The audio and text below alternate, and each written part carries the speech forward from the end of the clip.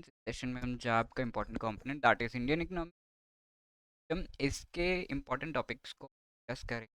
Right, we will be discussing the topic of RBI act. इसके कुछ sections हम देखेंगे। This is part of module C chapter 22 banking law.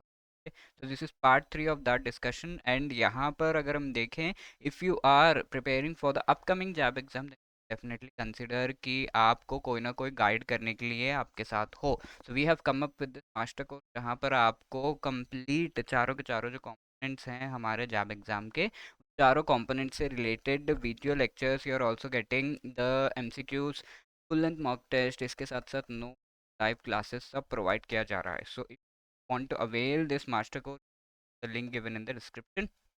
इसके साथ साथ इंडिविजुअल कंपोनेंट के मास्टर कोर्स भी अगर आपको चाहिए तो वो भी अवेलेबल है, लिंक डिस्क्रिप्शन दिया हुआ है। और अगर आप ये चीज़ अब भी अवेल कर रहे हो तो डेफिनेटली टैब 85 कोड, जिससे आपको 85% का डिस्काउंट इन कोर्स पे मिलेगा। राइट, तो हम कंटिन्यू कर रहे हैं हमारे डिस्कशन आरबीआई एक्ट पर। Chapter 3 central banking function section 34 देखते हैं। इसमें दिया हुआ है कि currency notes government of India के जो प्रिंट हो रहे हैं, सॉरी, गवर्नमेंट ऑफ इंडिया की तरफ से आरबीआई के द्वारा प्रिंट किए जा रहे हैं, तो आरबीआई की लायबिलिटी वो करेंसी नोट्स बन जाते हैं। सेक्शन 40 में दिया हुआ है कि transaction in the foreign exchange, अगर किसी फॉरेन एक्सचेंज रिलेटेड ट्रांजैक्शंस करने हैं तो उसका अमाउंट दिया हुआ है कि 2 लाख रुपए से कम के ट्रांजैक्शंस वो नहीं कर सकता। और इस ट्रांजैक्शन के लिए आरबीआई ऑथराइज्ड डीलर को डेजिग्नेट करेगा।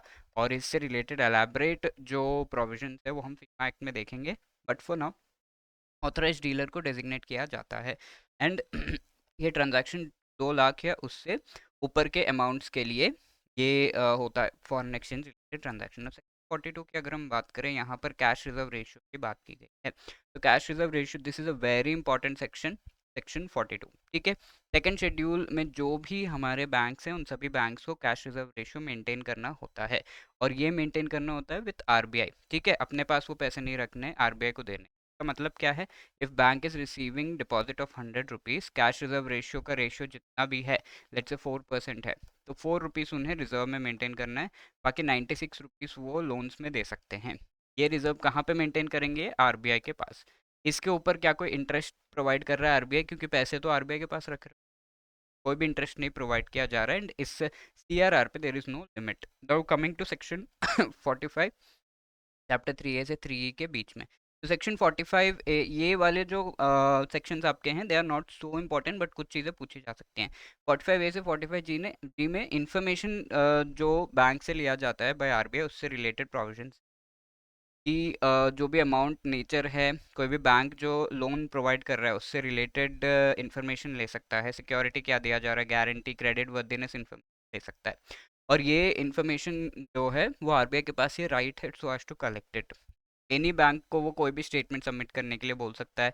और अगर खुद से रिलेटेड इंफॉर्मेशन किसी बैंक को चाहिए, आरबीआई से मांगना चाहता है, तो बैंक हैज़ टू पे अराउंड 25 रुपीज़, एंड वो इन्फॉर्मेशन एक बार के लिए आपको मिल जाएगी।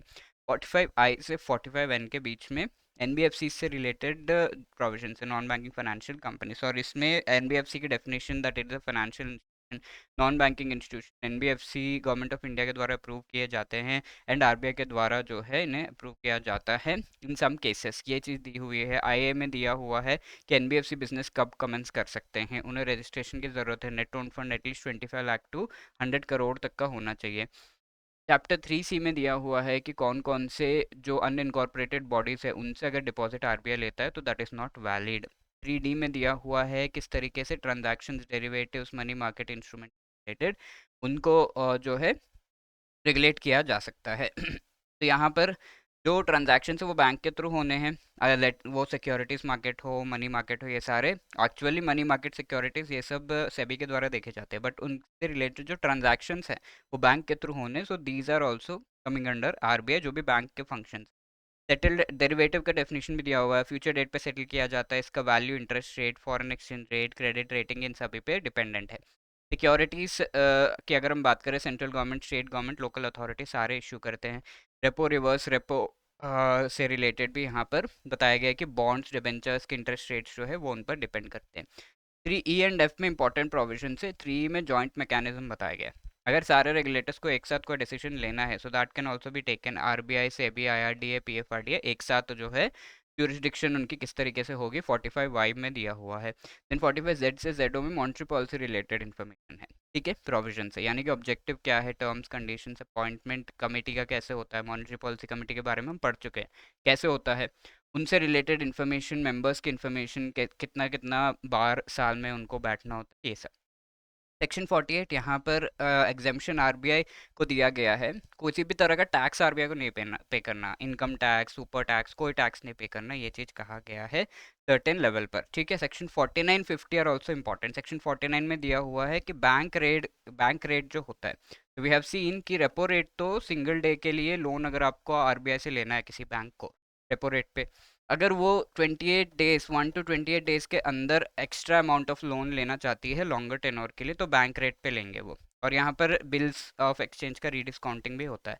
आरबीआई का अगर लिक्विडेशन करना है, यानी कि आरबीआई को जो है ख़त्म करना है, या फिर आरबीआई को कम्प्लीटली जो है उसके एक्टिविटीज़ बंद करने हैं, तो that can be done by government of India. और कोई भी आरबीआई से रिलेटेड जो रेगुलेशंस वगैरह है उनको नहीं मानता है, तो इन्फॉर्मेशन रॉन्ग देता है, बुक्स वगैरह नहीं देता है, डिस्क्लोजर करता, मॉनेटरी पेनल्टी एंड 3 years तक का प्रिजन भी है। शेड्यूल्स यहाँ पर दो हैं। शेड्यूल 1 आरबीआई एक्ट में आप देखोगे 4 different region, east north south से रिलेटेड, जो कि हम पहले भी डिस्कस कर चुके हैं, उनके बारे में दिया होगा। शेड्यूल 2 में शेड्यूल्ड बैंक्स के बारे में दिया हुआ है, ठीक है। Now let us see this question, which among the following sections of RBI Act consists of provisions related to cash reserve ratio? Section 4, 24, 9, 42। बहुत ध्यान से हमें ये चीज़, सेक्शन 4 में तो कैपिटल रिलेटेड है, कैपिटल कितना है 5 करोड़। 24 में वी हैव बैंक नोट्स के डिनोमिनेशंस क्या होंगे, 9 में लोकल बोर्ड्स रिलेटेड, तो 42 में हमें कैश रिजर्व रेशियो से रिलेटेड प्रोविजंस मिलते हैं। Now this is a homework question, please पढ़िए एंड फटाफट से इसको आंसर करिए। Let's see who answers this right in the comment section. If you have any other queries you can always call us on 8146207241। इसके अलावा आप हमें mail भी कर सकते हो, hello@edutap.in।